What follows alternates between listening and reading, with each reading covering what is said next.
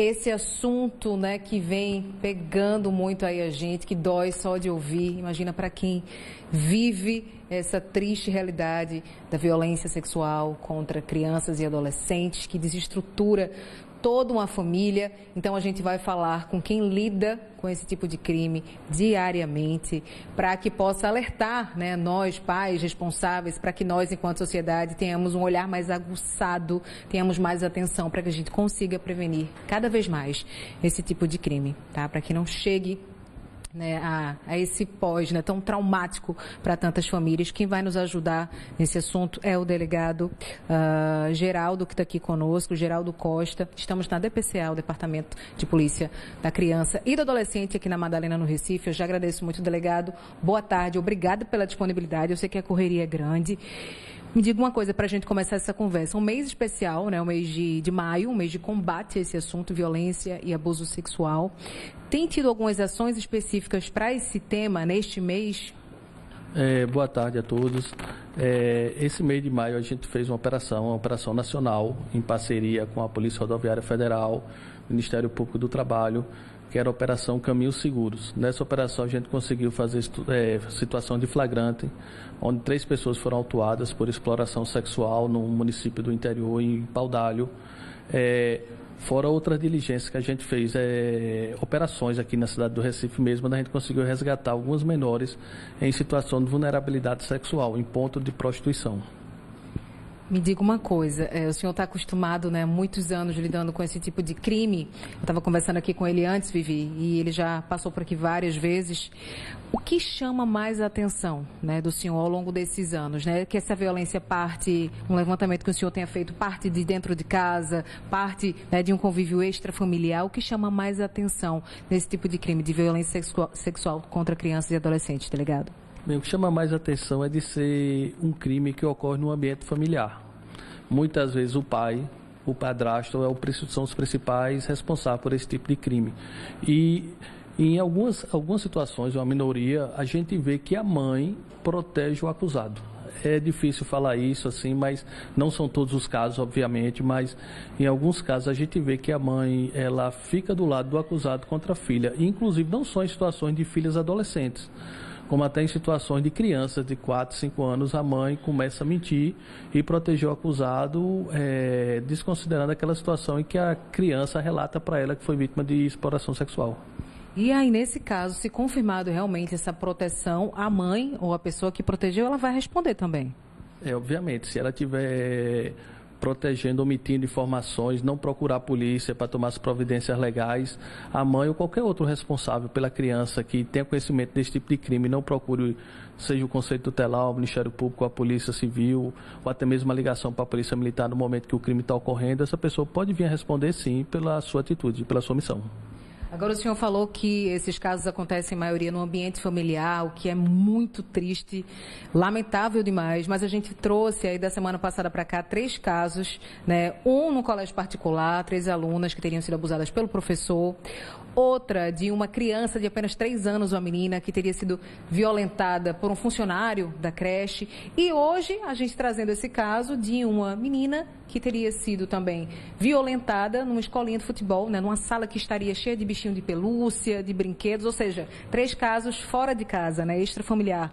Como é que os pais podem ficar ligados, né, nessas creches, escolas, escolinhas de esporte, de lazer, que os filhos ficam boa parte do dia? Como é que a gente pode prestar mais atenção, né, para evitar esse tipo de coisa? Na verdade, continua no mesmo contexto, apesar de não ser na família, mas são pessoas que têm proximidade com a vítima. E, no geral, os acusados eles não são pessoas voltadas ao mundo do crime. Muito pelo contrário, são cidadãos que até então não têm passagem pela polícia, que começa diante da oportunidade, começar a abusar dessas crianças, ou adolescentes, no caso. O importante é sempre manter o diálogo aberto com os filhos. Deixando claro que aquela criança ou adolescente que for vítima de exploração vai ter o apoio da família quando procurar a família. Prestar atenção se está uma criança mais inibida ou mais agitada, porque isso pode denotar que ela esteja escondendo alguma coisa, esteja sofrendo algum tipo desse crime e escondendo. Então, quando eu falo do diálogo aberto, é importante para que a criança se sinta segura em chegar para o pai, para uma mãe, para um tio, comentar que está sendo vítima daquele crime, quer seja na escola ou até mesmo no ambiente de casa ou em outro local, e que não vai sofrer represária da família achar que ela está mentindo e terminar, assim, como a gente vê alguns relatos da mãe ou o pai, ou seja, quem for, bater na criança de 5 anos porque o tio, o acusado, disse que é mentira da criança, que ele não fez nada daquilo. Então, assim, esse diálogo é o mais importante, assim, aquela coisa, olha, você vai ter um porto seguro aqui dentro de casa se você for vítima de algum tipo desse crime e procurar a gente.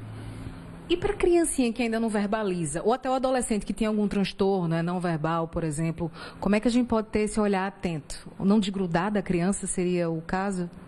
Prestar atenção ao comportamento. Se for uma criança pequena, muito pequena ainda, que a mãe faça a higiene, sempre está observando as partes íntimas, se tem alguma assadura, se tem alguma situação que suspeite de que alguém mexeu ali. E nesse caso, assim, da pessoa que não consegue verbalizar, um autista, por exemplo, é importante ver o comportamento. Se houve alguma mudança de comportamento e numa situação dessa de suspeita, procurar um psicólogo, um profissional de saúde para que ele dê um pré-diagnóstico para que, olha, há suspeita, vamos procurar a polícia ou não. E para a gente concluir, tem 2 questões muito importantes. Uma é sobre a denúncia, vou pedir para o senhor falar, né, qual o meio de denunciar, até denúncia anônima mesmo. E outra é o conceito da violência sexual, porque a gente sempre lembra logo do contato físico, né? Mas que é muito além do que isso. A própria libertinagem, né, a própria conversa sobre isso já configura, né? Então, por favor, fala sobre o conceito desse crime de violência sexual e dos canais de denúncia, delegado, por gentileza. A violência sexual ela evoluiu muito. Inclusive, assim, eu tive várias passagens pela delegacia. O que eu pude observar aqui foi um grande aumento dos crimes virtuais, onde as crianças elas se tornam vítimas, da adolescência, se tornam vítimas de uma pessoa que ela conheceu pela internet, e essa pessoa começa a exigir cada vez mais, que inclusive situações onde aquela criança, adolescente, tirou a própria virgindade, quer seja com o dedo, com um cabo de escova, porque a pessoa que está do outro lado conseguiu, primeiro, a confiança dela, depois alguma foto, alguma informação que compromete essa criança, essa adolescente, principalmente adolescente, e a partir daí começa a exigir cada vez mais fotos, mais vídeos sobre a ameaça de divulgar essas fotos. Isso é uma coisa assim que antigamente o acusado, a pessoa que é o abusador, ele teria que ter o contato físico, a aproximação com a criança. Agora não. Por meio virtual, pelo celular, a criança está na tua frente, tua filha está na tua frente, sendo vítima de um crime de exploração e você não está percebendo. Então, é importante esse diálogo, como eu falei antes, ser aberto para os meios de mídia social, de rede social, para que a criança seja aberta, que você não esconda nada do que tinha se passado com ela. Até porque, muitas das vezes, o acusado está se passando por outra criança, para ganhar a confiança dela e, a partir de então, começar a exigir mais coisas. Bem, a gente está aqui, o DPCA, ele funciona de segunda a sexta, horário comercial, aqui na Madalena, Rua Benfica, 1008, onde a pessoa pode vir registrar o boletim de ocorrência, como também à noite, feriados e finais de semana, a Delegacia da Mulher ela faz essa função, a Delegacia da Mulher de Santa Amaro, aqui nos casos de Recife, de registrar essas ocorrências de exploração sexual. Ela também pode ser dada através do Disque 100 ou aqui da delegacia no número da denúncia anônima. Muito obrigada. A participação de Geraldo Costa, delegado aqui do Departamento de Polícia da Criança e Adolescente. Obrigada, bom trabalho. Eu sei, Vivi, é difícil de ouvir, né? Tem algumas coisas que a gente se contorce, assim, fecha os olhos, não quer ouvir, mas a gente precisa, né? Quando a gente tem conhecimento, a gente pode agir de forma preventiva para mudar essa nossa realidade, né? Para que nossas crianças e adolescentes tenham uma vida saudável, que possam crescer em paz, livre desses criminosos, é o que a gente quer.